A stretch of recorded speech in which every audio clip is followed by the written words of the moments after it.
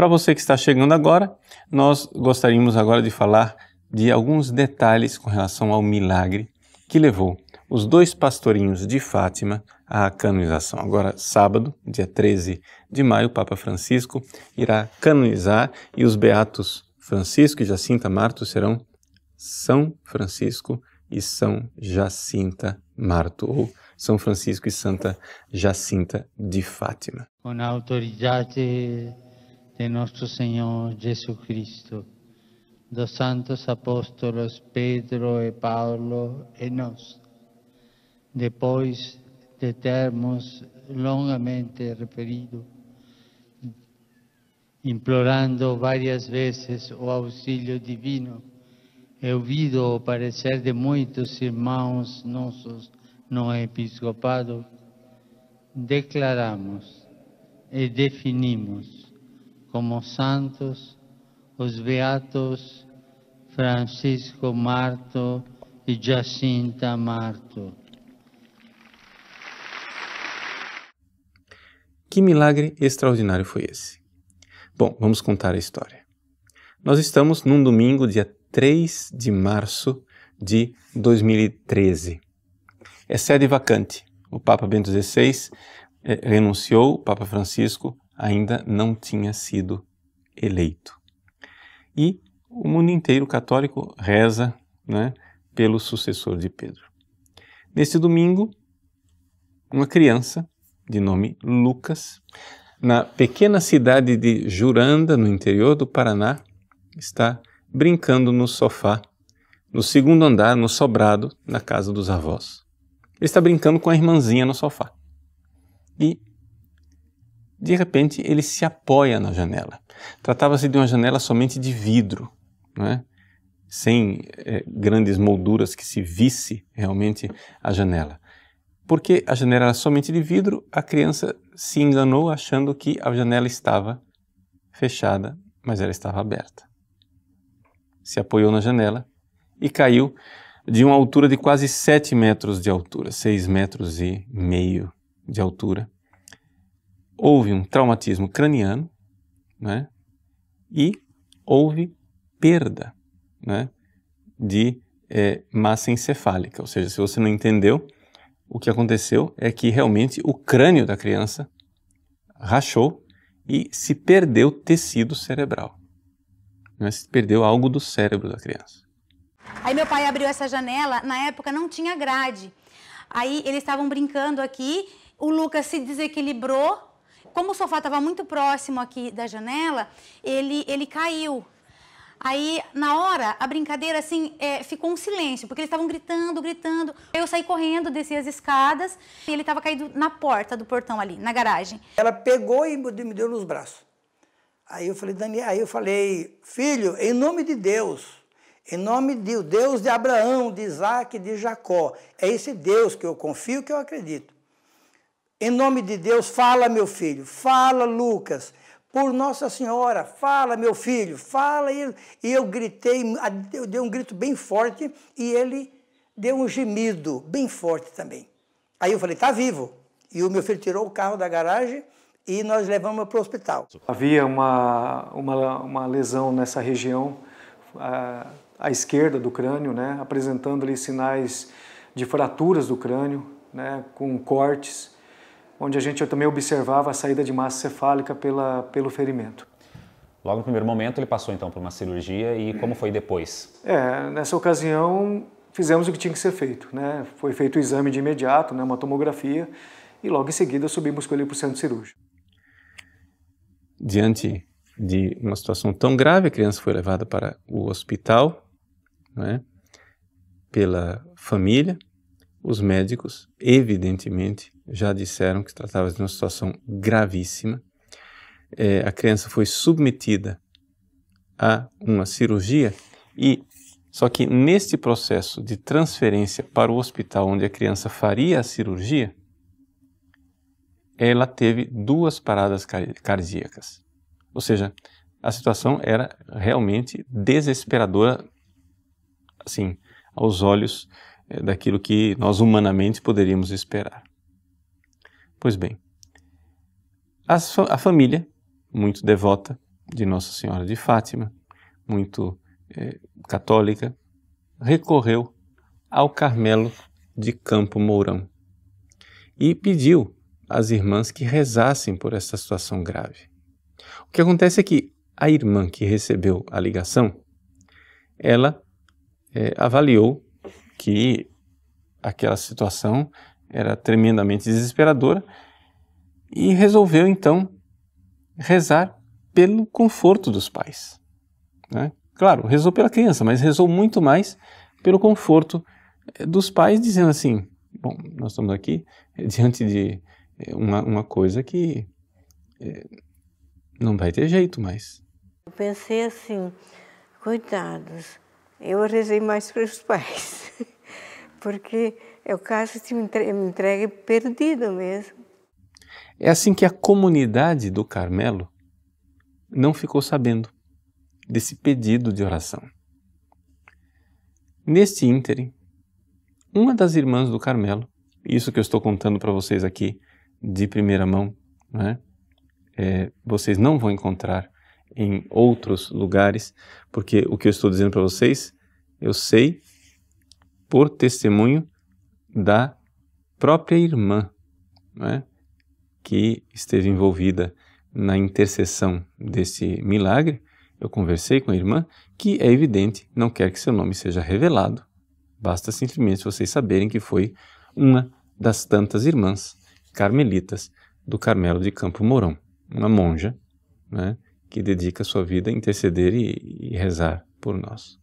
Pois bem, esta monja, que era já muito devota de Fátima e muito devota também dos bem-aventurados Francisco e Jacinta, naqueles dias ela teve um sonho.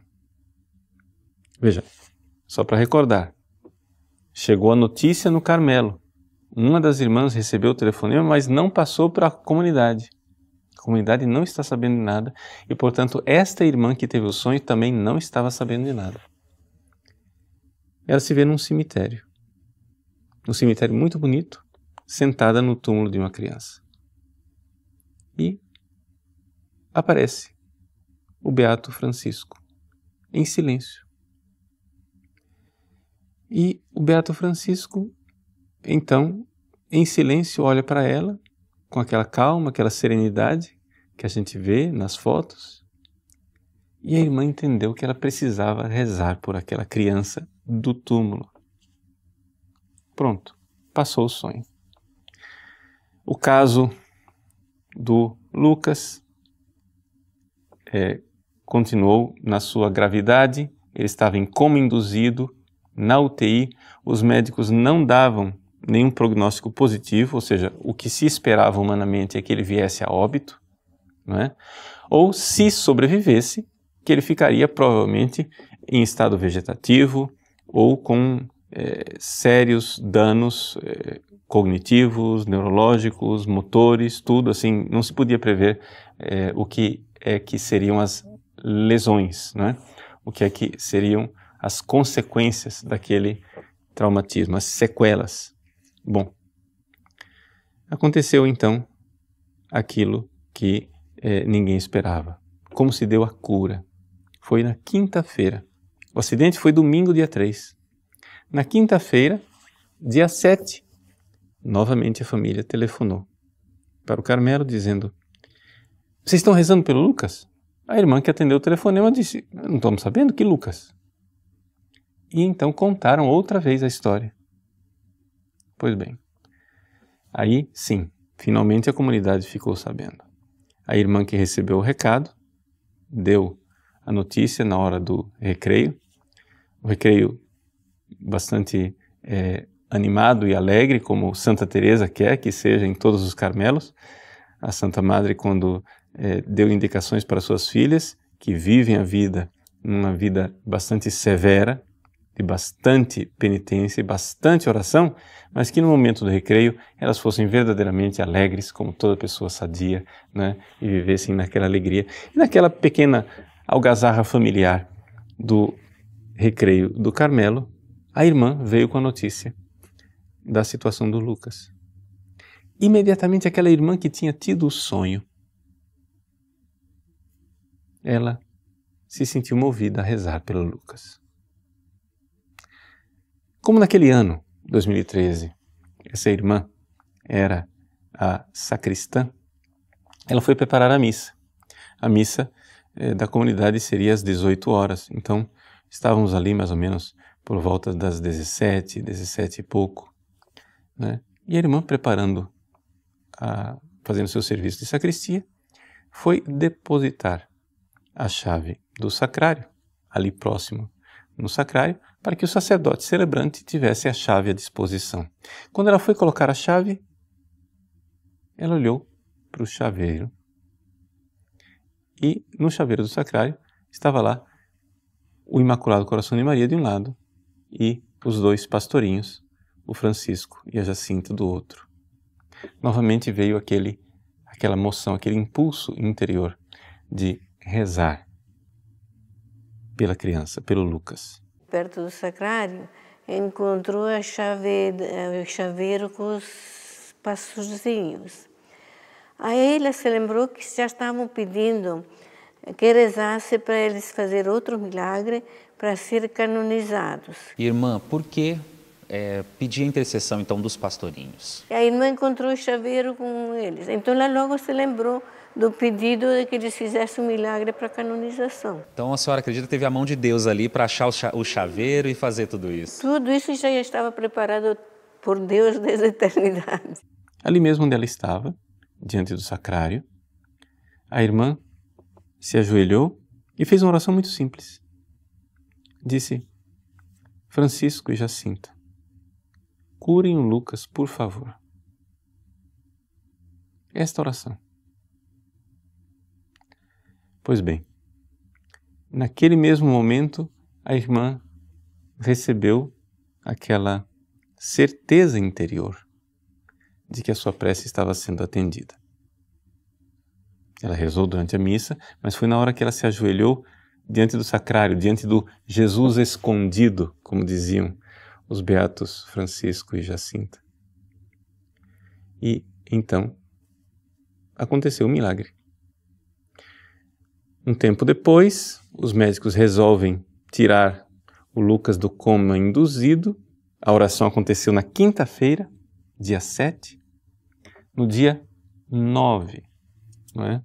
Sábado, dia de Nossa Senhora, o Lucas sai do coma, acorda e começa a perguntar pela irmãzinha, pede pelo seu pequeno travesseiro e todo mundo fica espantado. Os médicos começam a fazer os testes e ficam embasbacados com o fato de que a criança não precisa de nenhum remédio. Até um dos médicos testemunhou dizendo que ficou irritado com aquela situação porque devia ter alguma coisa errada, porque aquela criança evidentemente precisava de remédios. E, no entanto, ela estava curada.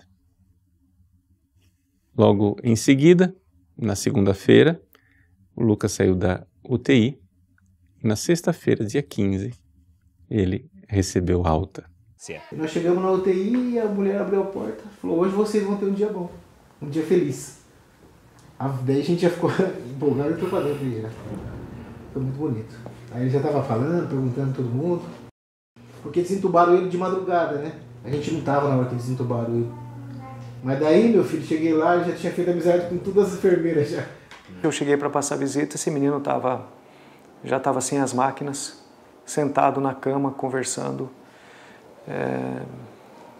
Uma coisa surpreendente.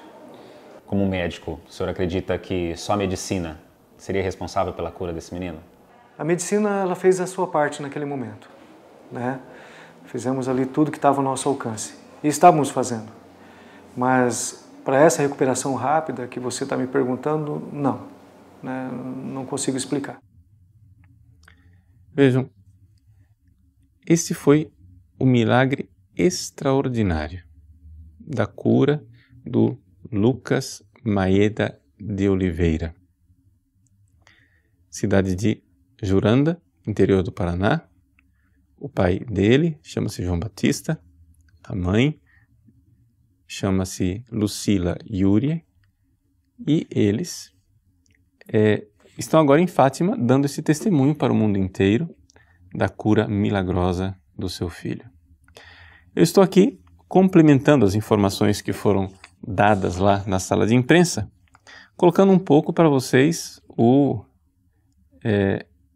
os bastidores espirituais da oração que foi feita dentro deste Carmelo, o Carmelo de Campo Mourão.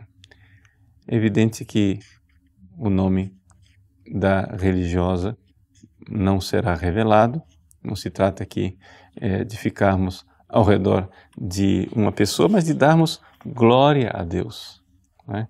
Quando eu falei com a irmã a respeito deste milagre extraordinário, a irmã disse: Padre, uma das coisas que mais me toca com relação aos pastorinhos, e ela é muito devota dos pastorinhos, não é?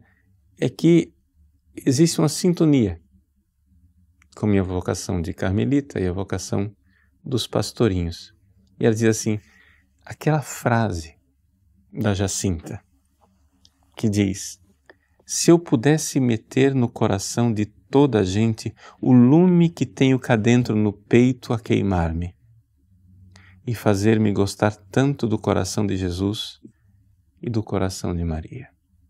Certamente esta é a razão pela qual Deus atendeu a invocação, a intercessão dos pastorinhos. Esse amor imenso que eles tinham pelo coração de Jesus e pelo coração de Maria.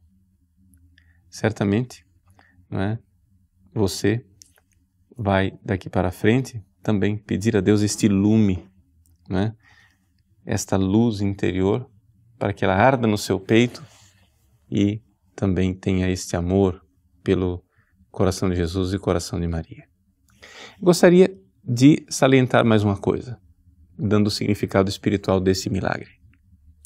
Nossa Senhora disse, no dia 13 de julho de 1917, né, que o dogma da fé não irá perecer em Portugal, né, e que o seu coração imaculado iria triunfar.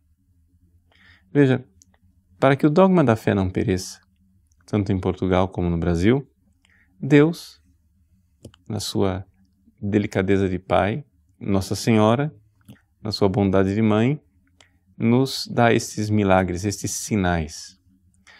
O milagre da cura desta criança, um milagre absolutamente inexplicável. Os consultores do Vaticano, os médicos consultores que votaram, não é, na posício com relação a este milagre, foram unânimes. Foram 6 especialistas que unanimemente, todos os 6, votaram pela inexplicabilidade desse milagre.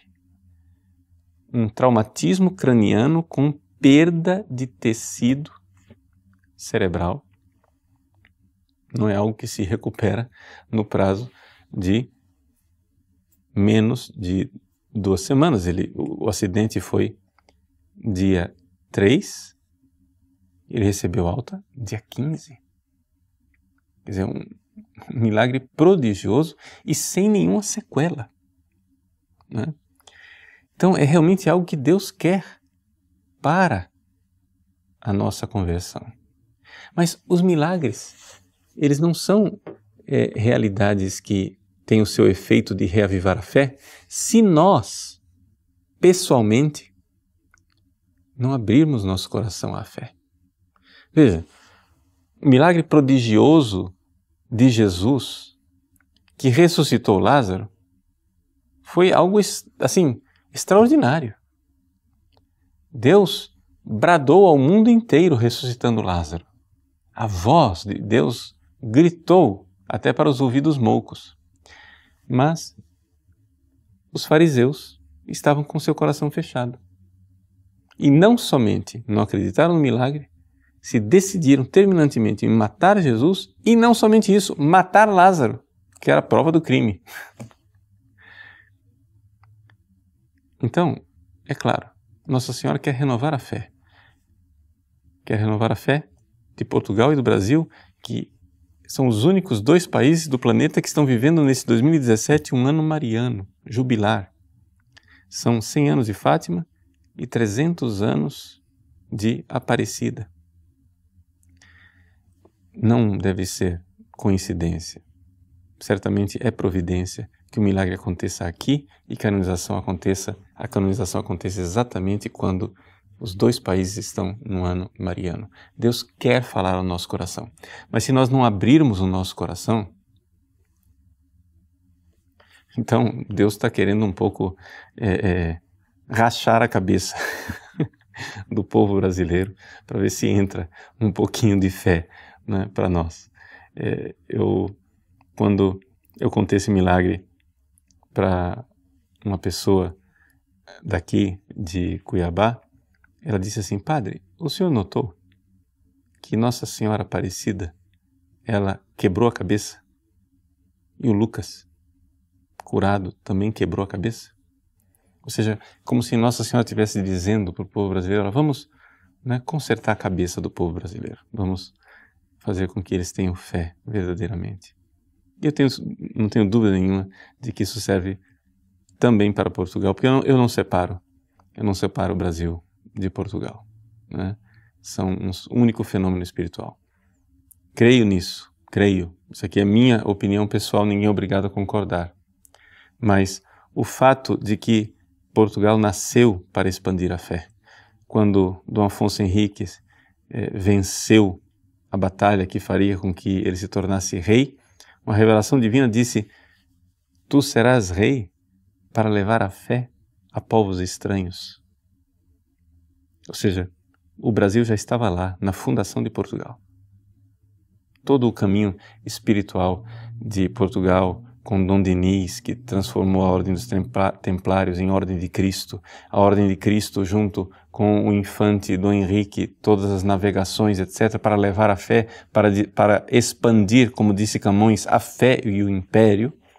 Sem dúvida nenhuma, Portugal não fez as navegações por conta de umas poucas especiarias.